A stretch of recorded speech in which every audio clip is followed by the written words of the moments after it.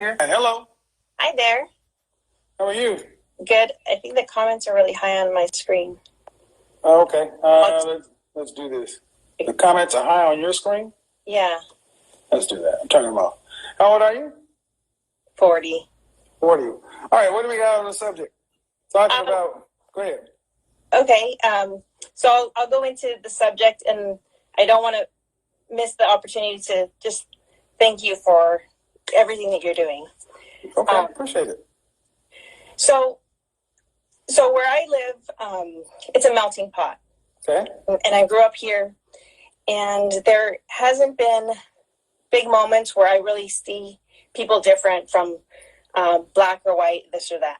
Okay. So I don't know what is going on between black men and black women. Mm-hmm. What I do know is that I am married to a high value man. Okay. We're young, but he's just getting there more and more and more. I work with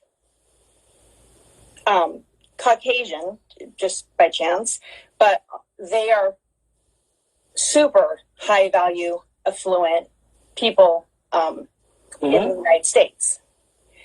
What I just happened to pick up along all the years is that they spend a lot of time working because I work with them, and the wives are doing things at home. And the thing that I do with my husband, that it kind of just has happened as well over the years, is that we just live parallel lives. He does. What do you mean? So right now he's out. He messaged me and said he was going to go have some drinks or something with some coworkers. Okay. That's great, because in order for him to continue to grow, even if he had one dinner date with someone once a week, that's only 52 people potentially he's networking with a year. Mm-hmm. So, unfortunately, the story that the girl shared a little while ago about leaving her husband for the love language difference is sad, because I have a son, and I would hate for someone to commit and then abandon. Well, he can't change his love language. It is what it is. Right. It's supposed to draw you closer, because at least you understand that love language is this and yours is that. Right. Go ahead. I'm sorry. No. I mean, and that's not even talking about how that person has gone through being in the military, which is a whole other commitment level that someone should be taking on as a spouse. So I just wanted to share that in order for the man to be committed to working forever, you have to give them the space to grow. And gotta have the space to roam and hunt. Yes. I appreciate it, ma'am.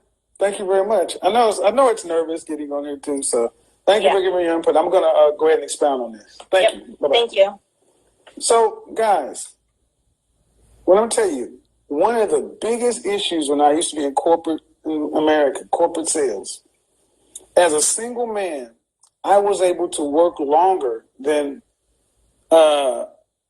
some married guys. But the men above me were all married, and they were putting in long hours. They had wives who understood that they had to go out to the steakhouses 2 or 3 times a week.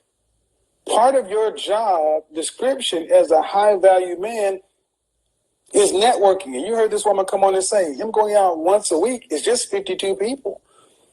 52 people, but that builds into a network. But in 5 years, you get 250 people. You need to have a network. Remember how I said one of the biggest components of one of the 6 components of being a high-value man is a robust network. That requires things outside of the house. But like that woman in the military leaving her husband, she wants her husband to be at home kissing her. She wants him at home. There's too many Terry McMillan novels and too many love songs. That man has to get out and hunt, because he's not at home trying to reprogram himself to speak in your love language, wrecking your own home. And you think you're going to take that on the open market and get a high-value man when they're looking for a woman who is going to be the opposite of who you are, plus some. talking about men who are out and about at with Chris, La Billa Bouquet, this, that, blah, blah, blah, blah, blah, blah, blah, blah, networking, who interact with managers, hostess, waitresses, da, da, da, and people in the world have options, but they choose to come home to you, even if it's 10 o'clock at night on a Thursday. I don't think a lot of you ladies know what you're asking for when you talk about a high value man. Do you realize what it means to be the wife to one of these men? I think a lot of women think it's going to be a life of leisure. You're just thinking about all the money he's going to make. No. You're going to have a lot of lonely time, and he expects you to have stuff done when he gets back. Let's talk about it. I think it's fair, and I've had more. Here's the funny thing: I've had more women hit me up in the DMs who are women who can attract high-value men. Say, I think you should ask these women, do they really want this life? Because they think it's one thing and it's something else. If I showed you the pictures of these women, you'd be like, oh yeah, they can definitely get what they're saying.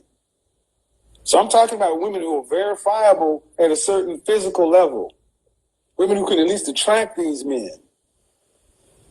Nothing is free, ladies. Everything in life you're going to work for, and the more you want, the harder you're going to have to work. You want a high-value man, you're going to have to work hard to get him and keep him. Because he has to work hard to stay there. And it's sad to see that so many women today seem to think the opposite. I'll get a high-value man, so I don't have to do anything except be a housewife. I don't even want to have any kids. Y'all crazy.